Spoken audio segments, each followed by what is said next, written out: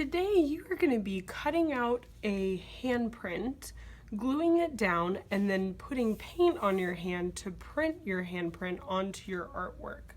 The first step is to trace your hand. I'm going to trace my hand one time, but if you can fit your hand onto your paper more than once, you could trace it 2 times or even 3 times if you'd like to.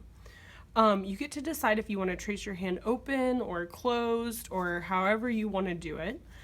I would just put your hand down and then draw around your fingers. I would not worry about if your lines are completely perfect.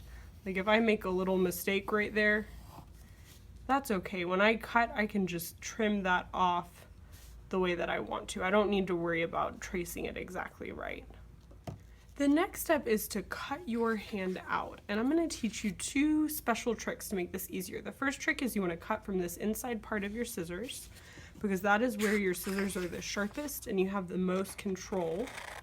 Remember, if you accidentally drew a bump on your paper that you don't want to keep, you do not have to cut right on the line. You can cut that bump off so that it looks how you want it to look. And then my second trick is to turn your paper while you're cutting. You want to keep your hands comfortable. So keep your hand in a comfortable position and then turn your paper as you cut out all of those fingers. Once you are done cutting out your hand, you're going to get another piece of paper and you are going to write your name and your homeroom teacher's name on the back.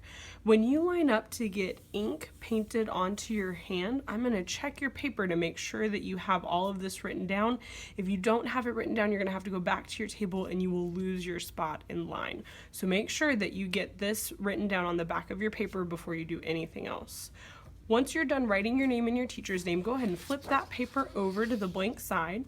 You're going to put glue onto the back of the hand that you cut out. I'm going to look for the side that has pencil lines on it, and that's going to be the side that I put glue on. You might want to start thinking about where that hand is going to go. It is up to you how you want to put your artwork together. You can get pretty creative about where you glue down your hand and also where you stamp your handprint. So before you put glue on your paper, maybe try out a couple of ideas to see what you think. I'm going to make sure I'm on the side that has the pencil lines, and then I'm going to open up my glue bottle and I'm going to do dot, dot, not a lot. Now, even though I'm doing dot, dot, not a lot, that doesn't mean that I'm just going to put a few dots and that's it. I want to make sure that I put dots on each of the fingers so that all of those little pieces are held down really well when I glue down my hand. I already decided that I want to glue it down right here. So I will press it down very gently and then I'm ready to go stand in line in order to put paint on my hand for my handprint. This is a really exciting part of this project because you get to decide where you are going to stamp your handprint. So be thinking about that as you stand in line. Once your teacher rolls paint on your hand, you're going to walk to the other side of where she's standing and you are going to stamp your hand wherever you think it will look best. You might want to use your other hand and kind of push down your fingers. I'm going to make sure that all of your hand gets pushed down so that that paint shows up on your paper, because once you take your hand off, you can't really put it back in the exact same spot again. Then you're going to hold down your paper while you lift your hand off, and you will have your handprint printed onto your artwork. Your teacher will put this artwork in a special spot off to the side.